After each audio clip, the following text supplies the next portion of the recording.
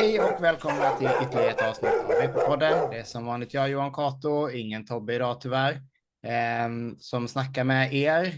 Jag passar på innan vi startar ordentligt här att tipsa om att besöka Monster, vår sponsors olika kanaler, och gå in på våran statistiksida så kan ni hitta massa intressant information eller framförallt statistik då. Idag så har vi en nybörjare till faktiskt som vi pratar med. Det här kommer släppas lite senare än det vi spelar in det. Men så då när de flesta tittar eller lyssnar på det här, då har de hört att vi faktiskt precis haft ett avsnitt med en nybörjare. Men nu har vi en till med Lina. Välkommen! Tackar, tackar. Det känns okej att kalla dig nybörjare, va? Det känns okej. Jag känner mig fortfarande som en nybörjare, så det är Ja, helt okej. precis. Det är i alla fall ditt första tävlingsår. Det vet vi ju. Men Ja. hur länge sedan är det du fick upp ögonen för sporten? Det var inte så länge sedan alls faktiskt. Nej. Jag körde DV ett tag, men vad var det? Nyårsafton 22 var det första gången jag var på vagnsträning. Mm. Det är väldigt ny fortfarande. Ja, men precis. Det är ju alldeles runt hörnet. Och vad var Ja. du i Uppsala då? Ja, precis. Mm. Hos Micke. Hos Micke. Du är Ja. där uppe i trakterna någonstans du då, antar jag? Ja, jag bor ut mot Norrtälje. Okej. Jag har relativt nära i alla fall. Ja, men precis. Det är alltid det där med avstånd. Vi hade önskat att sporten var större så det hade funnits vagnar överallt, men så bra är det ju inte. Nej, men det är, jag tror jag har 45-50 minuter eller något Ja. sånt där, så det är helt överkomligt. Jag är van vid att pendla, så att jag bor ju ute i skogen. Så. Ja, men precis. Det blir alltid så. Sen så. Det är lite skillnad för er nära storstäderna också. Ni är lite mer vana vid att pendla än. Jag tycker ju att det är långt när jag har 10 minuter att köra någonstans. Liksom. Det är lite annorlunda. Det är ju grannen där. Typ. Ja, precis. Ja, men du, vem är Melina då? Och vad har du för hundbakgrund och så vidare? Ja, jag har väl alltid haft hund. Jag har levt med hund sedan jag var liten. Men det var rottweiler.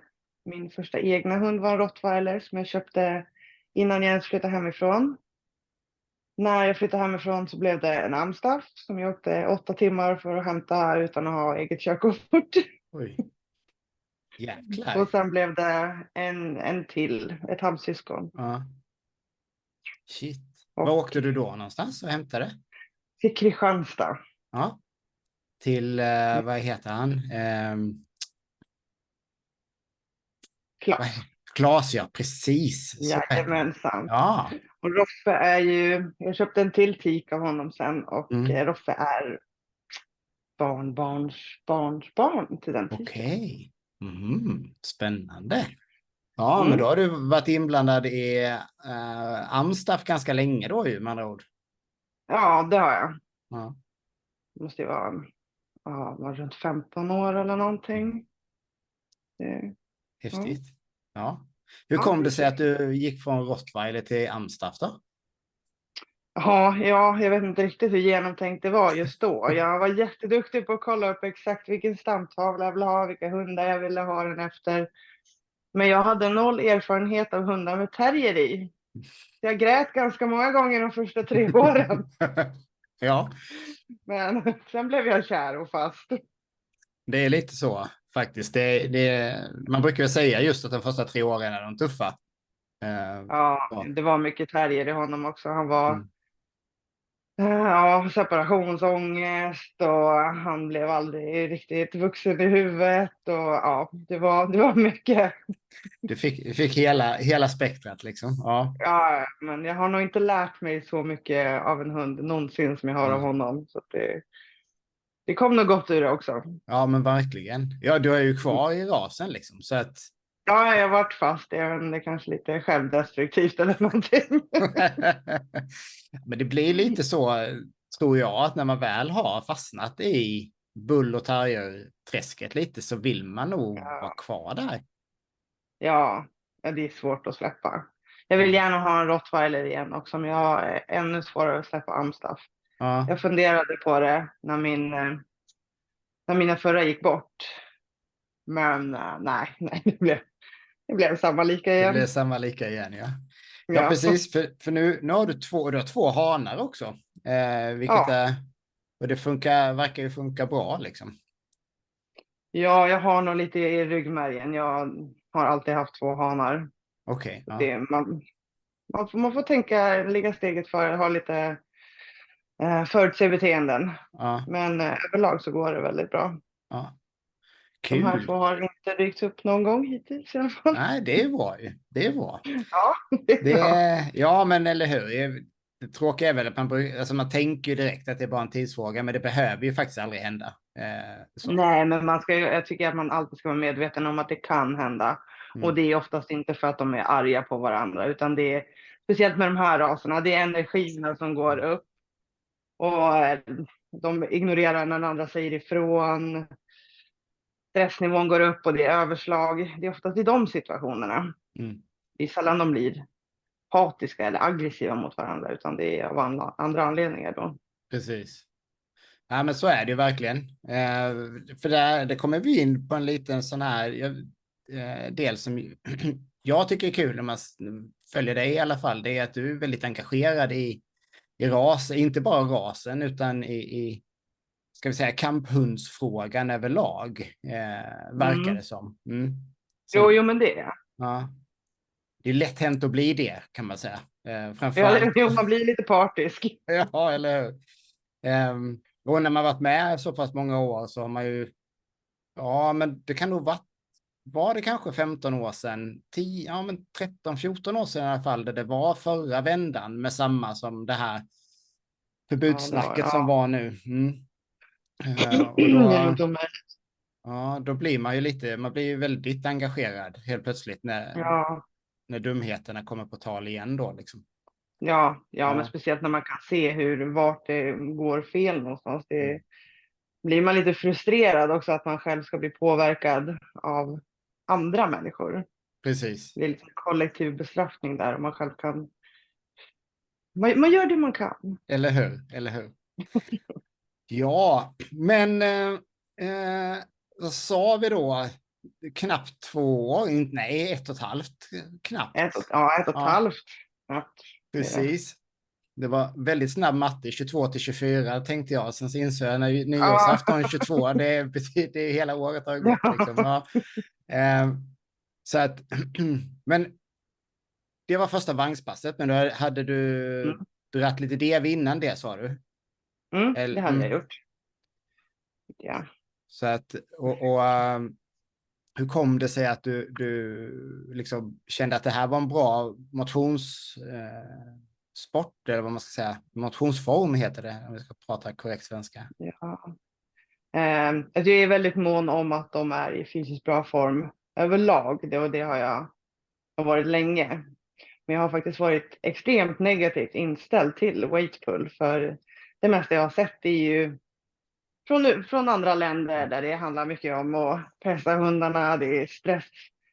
Och hundarna ser inte riktigt ut att vilja vara där. Men man behöver följa fler och fler som höll på med sporten i Sverige. Och man fick se en liten annan bild av den. Men jag blev lite sugen på i alla fall prova DV. Mm. Och sen så var det väl när jag var och hämtade min mill hos Patrik. Och pratade med honom och fick liksom inse att men, det här är ju faktiskt en person som både tävlar och tränar och är väldigt bra och extremt mån om sin hund. Och då vände det nog ordentligt. Att jag verkligen ville prova på det. Och då pratade jag med lite folk. Och sen så erbjöd sig Donna och låna ut en sele till mig. Mm. Vi bor ju inte i närheten av varandra överhuvudtaget. Och hon skickar en sele till mig. Jättegulligt. Som jag fick Fantastiskt. ha hemma. Ja, jättesött av henne. Så den fick jag ha hemma här ett tag och prova på. Och Harald gillade det ju från start. Han älskade det. Och han är ju egentligen mer för att jobba med kroppen än vad Roffe är. Roffe är en soffpotatis egentligen som bara vill sitta i solen i en soffa och äta godis. Och man får bestämma.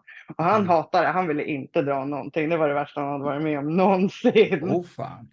Ja, nej, det var tortyr. Så att jag la det på hyllan med honom. Mm. Han tänkte, nej men det här får bli min och Haralds grej. Så får vi hitta på någonting annat med Roffe. Mm. Och så började jag med vagnsträning där. Och sen så köpte jag en egen sele. Och då hade jag helt plötsligt 2 selar hemma. Så tänkte jag, ja men jag provar och ser om det har hänt någonting. Och helt plötsligt så hade det släppt. Då var det helt okej. Jaha. Ja. Det är fortfarande inte hans favorit. Så att man måste se till att det är roligt. Ja. Annars är det väldigt dramatiskt där vid bara några kilo. Men är det roligt då kan man köta på. Ja, precis. Men ja, sen gick det bara. Han tycker att det är ännu roligare med weightpull. För jag vet inte om att det är kortare och intensivare. Då behöver man Ja. inte kämpa så länge. Nej, precis. Så det tycker han är jätteroligt. Och det har släppt med Devin Ja. också.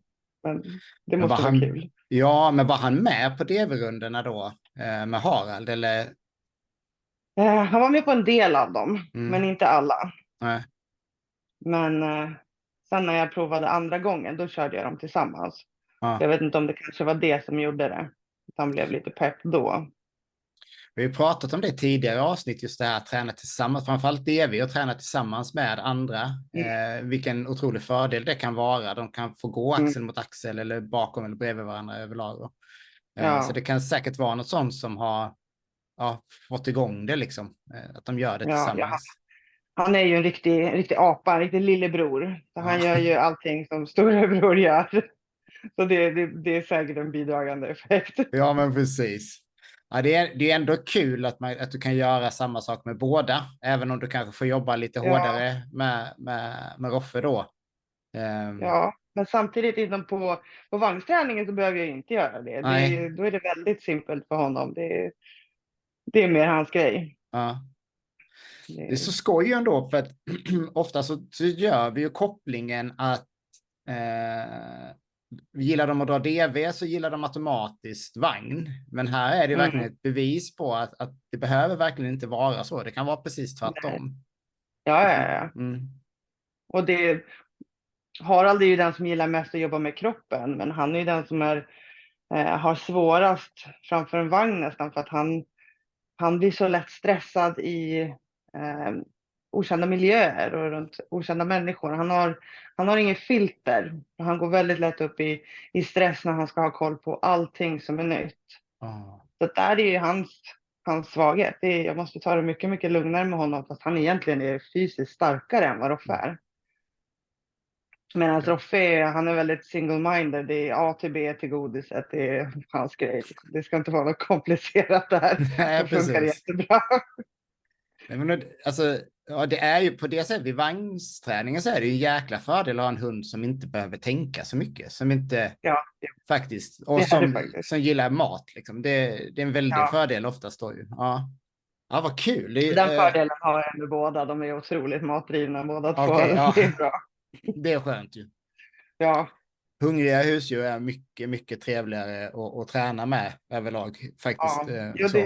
Det gör saken lättare faktiskt. Ja, men man får ju den här automatiska intresset av det man håller på med. Liksom. Faktiskt. Man behöver inte jobba så hårt för det. Jag vet, vi har pratat med Sivet i något avsnitt om att hans hundar är inte så matdrivna. Och då blir det tuffare att träna överlag. Liksom. Ja.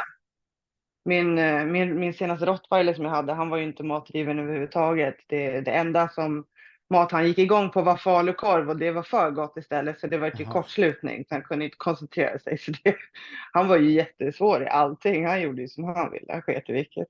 Och det är jättesvårt att försöka få en sån hund att göra som han vill. Ja, men precis. Ja, det är faktiskt sant som du säger. Det ska ju gärna vara det där lagom också, så att man ändå kan kontrollera det på något vis liksom, och styra. Ja. Det är en otrolig fördel liksom, faktiskt. Ja, mina blir ju otroligt fokuserade på maten de också, så att det är väldigt få saker jag kan trycka upp i ansiktet på dem. Jag måste ha en liten distans till godiset, för annars så får de också kortslutning och bara tänker godis och följer Okej. det. Så att de lär sig i princip ingenting, de bara följer. Ja, precis. Ja, för det är en viktig del i det också. Det är jättebra i början kanske att bara följa. Mm. Men Ja, sen när man vill ta nästa steg liksom, så är det just det att då ska du den ju behöver vara faktiskt lite fördröjd. ja, hjärnan behöver fungera lite. Det hade jag Mm. problem med min Flash. Han var inte så intelligent om vi säger så. Men Nej, han var men, rätt lättränad istället med godis då. Men det behövde vara inom en viss sträcka för att annars tappar han ju ja, fokus helt på det då. ja. Han förstod liksom inte, fördröjning, det förstod han inte så mycket vad det var liksom, utan ja, här och nu Nej. var det bara, ja. Ja. Ja, men vad Nej, kul. Roffe har ju lärt sig extern. Han är inte speciellt smart han heller. Nej. Det är 2 hjärnceller som är osams där. Men godis lär han sig väldigt fort. Han lär sig ju på tävlingarna väldigt, väldigt fort var godiset står någonstans. Så Ah. att, han skulle utan problem kunna kapa mig i det där ledet och bara fortsätta. Bara fortsätta rätt till Ja, godisskålen. Ja, ja, den brukar fortfarande stå strax efter, ja, när man gått runt. ja, Mm, precis. ja, inser det att det är snart ett år sedan jag var på en tävling. Det måste jag ändra på här. Ja, Faktiskt. Men på tal om tävlingar då. mm, Lite drygt ett års med träning i Uppsala med vagn då. mm. Inte flera gånger i veckan förstår jag, men Nej, ja. jag jobbar en del helger så att Mm, det har... alla helger jag är lediga så åker jag dit i alla fall. ja. Det blir Och en del. precis, och då är det precis likadant som jag gjorde. Började första tävlingen på hemmaplan. Det är en väldigt bra idé om man har möjligheten till det, för då är det mycket lättare med allting Ja, annat. ja, Och det var ju här vad blir andra tävlingen för året, va? mm, Svenska tävlingen. mm. Och vi pratade lite om det när vi gick igenom den, eller primärt dina hundar då. Och jag var ju jätteimponerad av, det var Roffe, va? Det tror jag. Som sagt, vi har ju sett en hel del på Instagram framför allt. Vi har sett en hel del från träningen. Men man vet ju aldrig hur det kommer se ut på tävling. Men jag tyckte det såg fantastiskt bra ut. Även Harald då. Lite svårare konkurrens om man nu ska titta placeringsmässigt. Så. Ja, där man blir lite ödmjuk i den klassen. Ja. Eller hur? Det är helt galet. Men ändå, rent tekniskt så såg det ju riktigt, riktigt bra ut. Hur var det att tävla första gången? Vi körde ju lite funpull och små tävlingar förra året. Ja, ni gjorde det? Ja, faktiskt. Roffe var på 2 Göteborg och sen så var han med Stockholm och Göteborg. Mm. Körde han funpull och tävling. Och Harald var med på alla utom en Göteborgstävling tror jag. Okej, ja. Men jag åkte ju bara för att få lite rutin. Ja. Han skulle få lära känna platserna eftersom vi körde igång väldigt tidigt och det var en anledning är ju för att miljöerna är jättejobbig för honom. Han behöver vara där Ja. för att vänja sig vid dem. Och det är jättestor skillnad nu i år. Han är ju fortfarande långt ifrån för att bli perfekt på banan. Men Göteborg till exempel som vi var i nu. Förra året hatade han banan. Han ville bara åka hem. Det var vidrigt. Han tyckte inte alls om den banan. Och han var fortfarande inte helt 100 bekväm den här helgen heller. Men han lyckades ändå ta kvaldrag båda dagarna. Så att jag är jätteimponerad. Ja, alltså Göteborgsbanan, vi har pratat om den tidigare också, att det finns en del hundar som verkligen inte trivs där. Jag tror ju att det taket där lutar ju på motsatt håll mot vad det brukar göra på de flesta ställena. Så att den blir lite mörk banan. Plus att det är den stora containern bredvid. Jag vet inte om det är det som gör det för många hundar, men han är ju inte den första. Jag märker till båda mina, det är att de går och sneglar mot domarsidan. Så att jag tror att det är för mörkt där. Att de ser inte riktigt. Nej, precis. För Roffe som egentligen är ganska obrydd. Han var också lite obekväm. Och jag tror att det det är det mörka där. De ser inte riktigt vad som pågår. Nej, precis. Och så, precis, det tror jag verkligen att det kan vara. Och sen så har du då den här containern bakom. Det är säkert, de snappar säkert upp ljud som vi inte... Det är säkert en ljudbild också i det hela, för det vet vi när vi i Norrköping för många år sedan, de väl hade sin rälsbana där för första gången. Så blev det väldigt annorlunda ljud för hundarna, och det var det många som reagerade på. Liksom. Ja, det är mycket möjligt det också. Men då är det ju ändå, jag ska vara ärlig och säga att jag har inte hunnit se Göteborgstävlingen, men jag har ju tittat på resultaten. Och jag känner ju igen den banan, har jag tävlat många gånger på. Och det är ju sjukt bra resultat av båda hundarna. Jag är jättenöjd med båda två. Jag är väldigt förvånad över att det gick så pass bra som det gjorde också. Jag är väldigt stolt över dem. Ja, men det ska du verkligen vara. Alltså det är ju, jag menar, Roffe då, som vi ändå, eller som jag i alla fall kanske har lite högre förväntningar på, tack vare hur det såg ut i Uppsala då.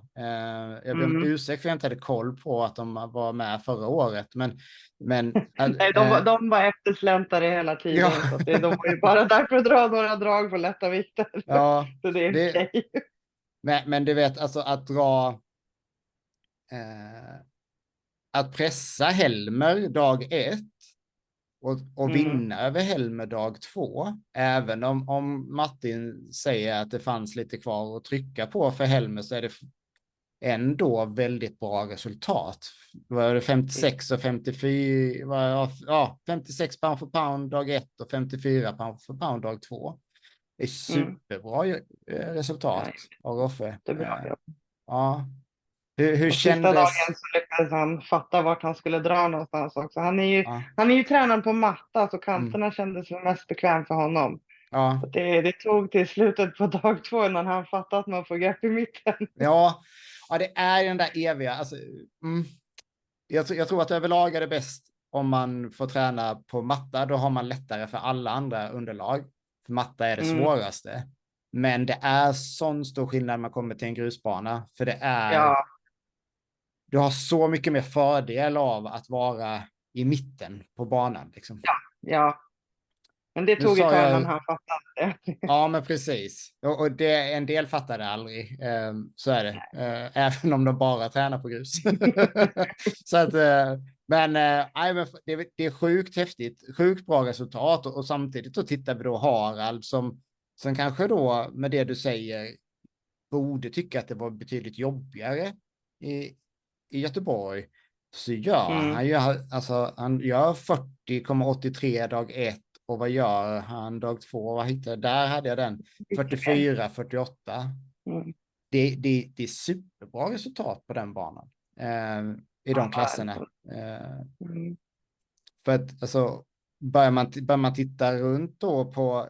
Det är ju i nivå med många av hundarna i minus 20.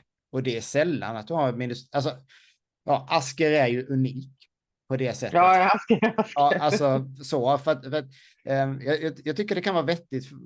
Vi har sagt det många gånger, men jag tror att fler och fler börjar förstå det här med skillnaden på att dra tungt i kilo och dra höga pound for pound. Det är två helt olika saker. Men Asker har lyckats hamna på en nivå där han är bland de bästa på båda. Det är extremt ovanligt. Men att då Harald går in och drar pound for pound-mässigt i nivå med minus 15 och 20. Det är otroligt ovanligt att en minus 30-hundar gör det. Så du ska ha en stor eloge för det. För det är jättehäftigt att se. Jag är jättenöjd och jag är nöjd att jag stoppade där så att han fick en bra upplevelse. Kanske han tycker om banan lite mer nästa gång. Ja, precis. För var det Harald som ville gå av banan lite i Uppsala? Ja, lördagen då tyckte han att jag var inte värd att jobba med.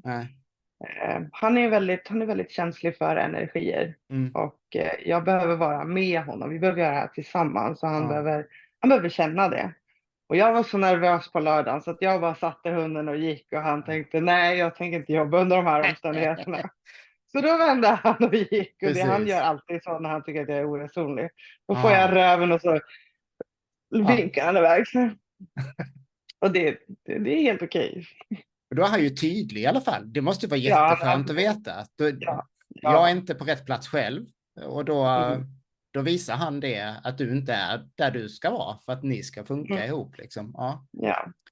Men Han inga, behöver teamkänslan. ja, men inga sådana liksom tendenser i Göteborg då, trots att han inte uppskattar den banan.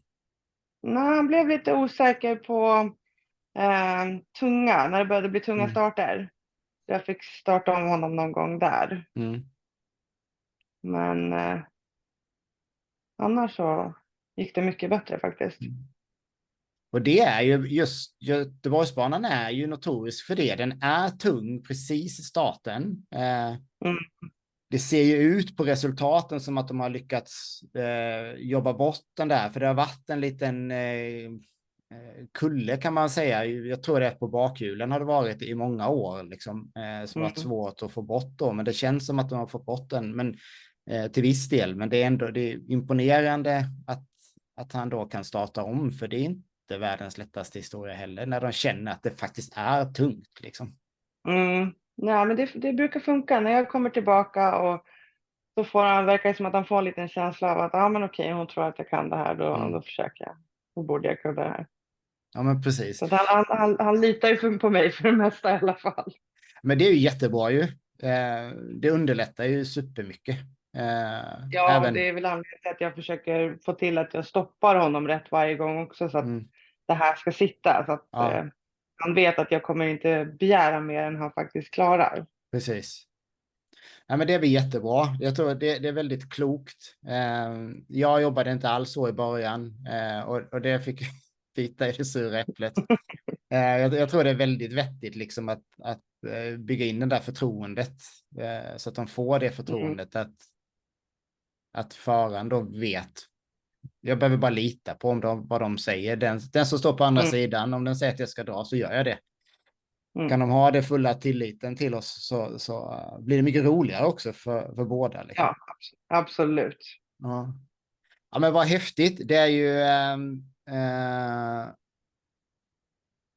speciellt att tävla överlag. Ja. Faktiskt. Man ska hantera sin egen nervositet. 2 hundar som då är väldigt olika. För Ja, det har varit en Roffe... liten utmaning. Ja. När Ja, man själv är helt ny också, då ska man starta med 2 hundar som är helt olika också. precis.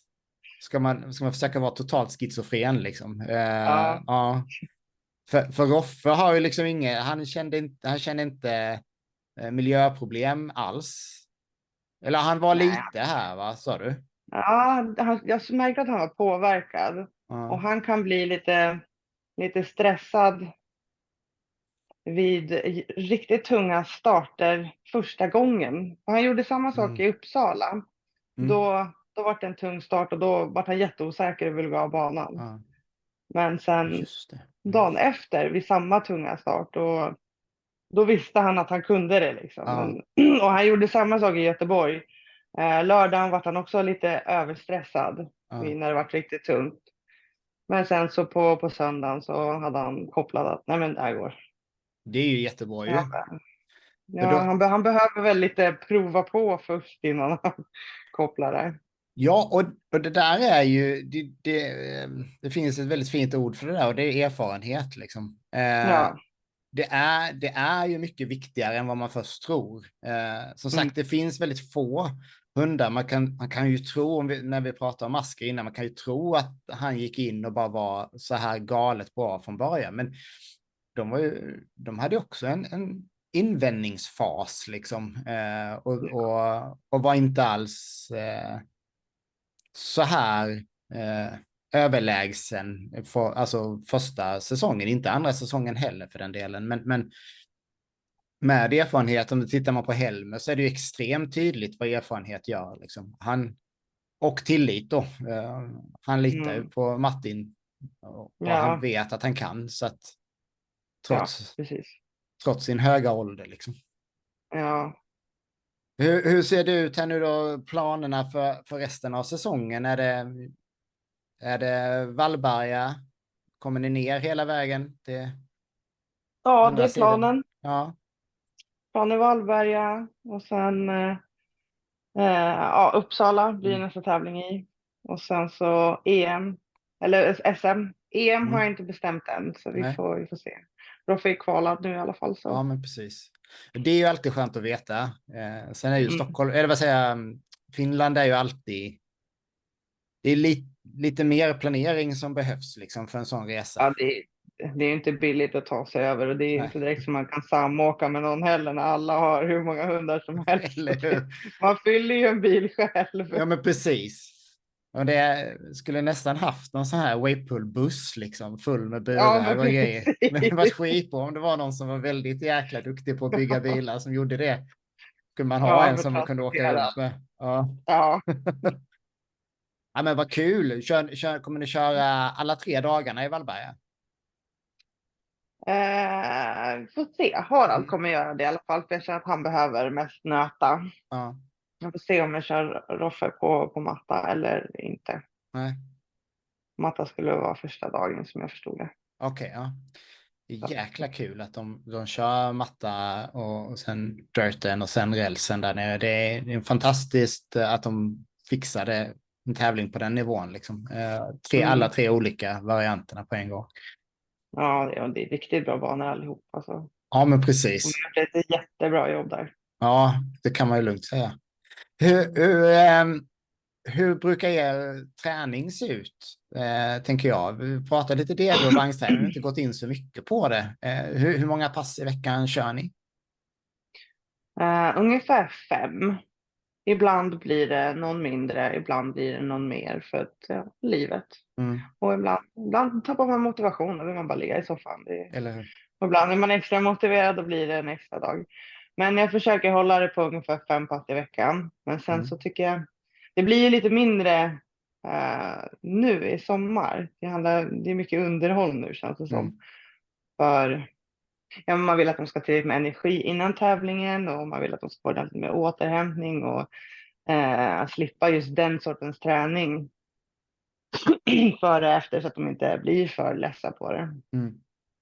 Det är väldigt klokt. Eh, ja, och sen ja, vi kör vintern kör vi mill Mm.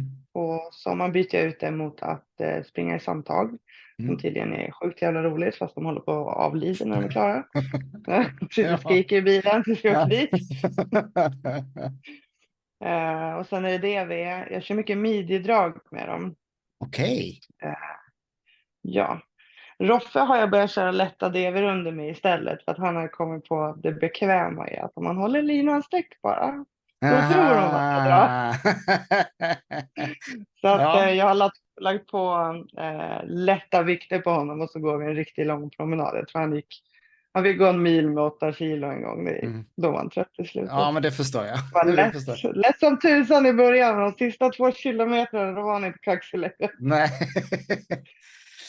Men det är ju ganska skoj för att den bilden jag har fått lite här nu liksom av framförallt Roffe kanske, så är det ju liksom att en sån hund behöver ganska stor volymträning överlag. Mm. Men samtidigt så behöver den vara så pass varierad. Hade inte kunnat köra DV och start och stopp konstant hela tiden. Utan du behöver ha Nej, lite jag annat tycker det var också. så tråkigt. Ja. Ja, Vi kör ju ganska mycket balansträning också. okej. Mm. Det är någonting jag kör igång med dem redan när de är valpar. Mm. Det är så simpelt att stå på en uppblåst kudde och få godis. Det tycker de bara Ja. är roligt. Ja, Det, precis. det, Ja. det är liksom deras grundfysik är balansträning. Mm. Men det är ju Men skitbra. Roffe är inte så bra på det. Nej, okej. Nej. Han har Det gjorde jag jättedålig aldrig. motorik. Nej, alltså det där, när det blir en ny hund så ska jag nog faktiskt ta till med det där. För att jag har sett många som gör det och jag kan verkligen se fördelarna med alla de här små musklerna som vi inte kan jobba på något annat vis. Liksom. Och framförallt för deras allmänhälsa. Liksom. Och bli stabila och välmusklade överallt, inte bara de stora bulkiga musklerna liksom så. Och du kan börja när de är väldigt små också, för det är en Mm. sån simpel träning. Du behöver inte göra någonting tungt överhuvudtaget. Så du får tillfälle att lära dem att det är kul att träna, att det är kul att Ja, anstränga sig. Och du får tillfälle att bonda med dem, för ni gör någonting roligt tillsammans som är väldigt enkelt. Och sen precis. är det bara att öka svårighetsgraden. Ja, Jag tycker det är jättebra träning på alla sätt och vis faktiskt. ja. Riktigt bra också, för som sagt, är det regn och rusk eller snöstorm eller vad det är, så kan man ju fortfarande köra det liksom inne utan att den har Ja, större konstigheter liksom så. Och som du säger, att man kan absolut. börja tidigt. Det är nog Mm. just för att få till det där att det är roligt att träna. För Mm. det kan jag, när jag har sett många hundar genom åren, så kan jag tänka, jag har fått mycket gratis, för mina hundar tyckte att det alltid varit kul, oavsett i princip. Men det är inte alla hundar Mm. som tycker att det är superkul hela tiden, och det kanske hänger ihop med att de inte har fått den starten på det sättet med att Jag lära sig tycker att det är nästan att kul. det är prio i all form av Ja, träning. Att man själv ska tycka att det är kul, hunden ska tycka att det är kul. För att du får så otroligt mycket gratis. Och du håller ju motivationen uppe själv, du håller hundens motivation uppe. Du får en hund som pushar sig själv utan att du behöver bli frustrerad eller tappa lusten att träna. Allting annat är sekundärt tycker jag. Så länge precis. man har roligt. Ja, Sen kan det se ut lite hur som helst, men det är så länge ingen blir skadad så eller är hur? det kul.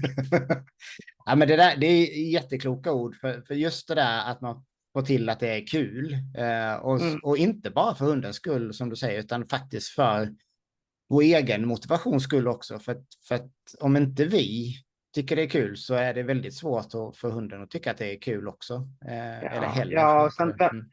det är svårt att hålla igång. Alltså det är väldigt simpelt att få en vältränad hund. Mm. Det är bara repetition, repetition, repetition. Men du måste lägga ner ganska mycket tid och energi på det. Och om du själv tycker det är tråkigt, Mm. då kommer du inte att göra det. Nej. Nej, men det är som allt annat här i livet, att det man tycker är kul, det är det man fortsätter att göra, oavsett vad det är. Ja, Liksom. precis. Faktiskt. Ja, vad härligt. Du, vi har väldigt, väldigt lite tid kvar utav inspelningen. Så jag Ja. tänker att se till att ha roligt när man tränar, det får bli våra Ja. avslutande ord idag. Du, jag är super tacksam för att du ville vara med. Riktigt Tack för att kul jag att fick vara lyssna. med. Och stort lycka till framöver. Jag kommer komma ner till Vallberga, så jag tänkte att jag ska Mm. hinna med och hälsa på både dig, men framförallt hundarna. För de har Ja. jag sett på så många bilder och filmer nu, så att de vill jag träffa live också. På lördagen har du Astklubbens Ja, klubbmästerskap just också. det. Ja, just det. Det är det också. Aha. Mm. Då ska Det jag kan se bli till kul. att försöka prioritera den dagen. Det hade ju varit det bästa. Ja, härligt. Jag tror de Ja, kör rälsår också. uff. Ja. Ja, det blir bra ju. Nu ska jag in Mm. och kolla min kalender, se hur det ser ut där. För det hade varit riktigt roligt. Hur man även Ja, om jag vill ha en Staffe nästa gång, så om Staffe är den som ligger absolut varmast som hjärtat, tror jag faktiskt fortfarande. ja, Ja, men du, stort tack Melina. Vi hörs och syns garanterat senare under det året. gör vi. Härligt. Tack Tack för så att du fick mycket. vara med. Tack. Tack. Hej Hej. då.